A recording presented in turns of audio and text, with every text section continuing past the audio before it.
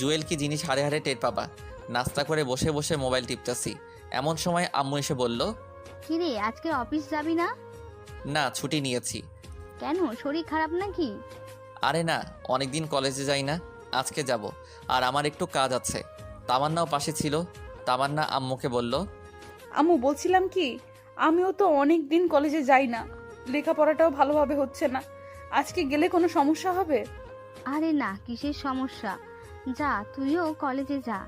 ধন্যবাদ আম্মু। এই জুয়েল, বলো। তামান্নাকে সাথে করে নিয়ে যা। সরি, আমি পারবো না। যে যার মতো যাবে। পারবি না মানে? মেয়েটা একা একা কি করে যাবে? যেভাবে খুশি যাক, বাট আমি নিয়ে যেতে পারবো না। আম্মুকে আর কোনো কিছু বলতে না দিয়ে আমি রুমে চলে গেলাম। গিয়ে রেডি হয়ে তামান্নার আগে চলে গেছি। আমি, সানি, আইমান আর ঋতু বসে আছি। তামান্না আসছে দেখে সানি বলল, এই মামা আসতেছে, শুরু কর। কে আসছে? আরে বেটা, তোর সিনিয়র বউ আসতেছে, শুরু কর।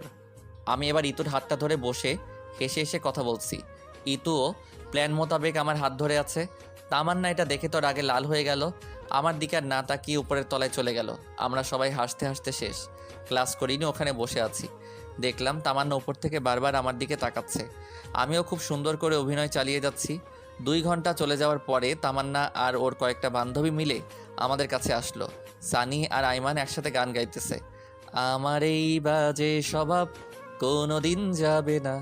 একটা সিনিয়র মেয়ে এসে বলল, কানের নিচে যখন কয়েকটা পড়বে তখন সব রকমের বাজে অভ্যাস চলে যাবে। আপু আসসালামু আলাইকুম, ভালো আছেন? ক্লাস না করে এখানে কি পাখি দেখি। বাদরামি করস? এখানে পাখি আসবে কোত্থেকে? আসেন আসেন, আমার পাশে বসেন, আপনিও দেখতে পাবেন। আমি তখনও ইতুর হাত ধরে আছি। তামান্না আমাকে বলল, ছি, লজ্জা করে না তোমার? কেন, আমি কি ল্যাংটা হয়ে আছি নাকি? তার চেয়েও খারাপ, বাসায় বউ রেখে এখানে অন্য মেয়ের সাথে। ছি। ওয়েট ওয়েট, বউ মানে কার কথা বলছেন? কার কথা বলছো না? আমার কথা। আপনি কি? আপনাকে তো আমি চিনিই না। চেনো না মানে?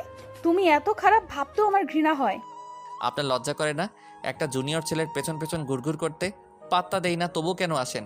এতক্ষণে পুরো ক্যাম্পাসের সবাই আমাদের দিকে তাকিয়ে আছে। তামান্না লজ্জায় মাথা নিচু করে ফেললো। দেখলাম ওর চোখের কোণে পানি, কান্না করতে করতে ক্যাম্পাসের বাইরে চলে গেল। আমার নিজেরও খারাপ লাগছে।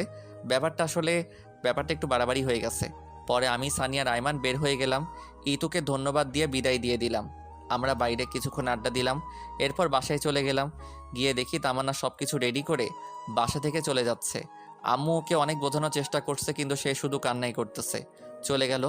আম্মু এসে ঠাস করে আমার গালে একটা বসিয়ে দিল আর বলল, কুলাঙ্গার কোথাকার, তোর জন্য আমার মেয়েটা চলে গেল।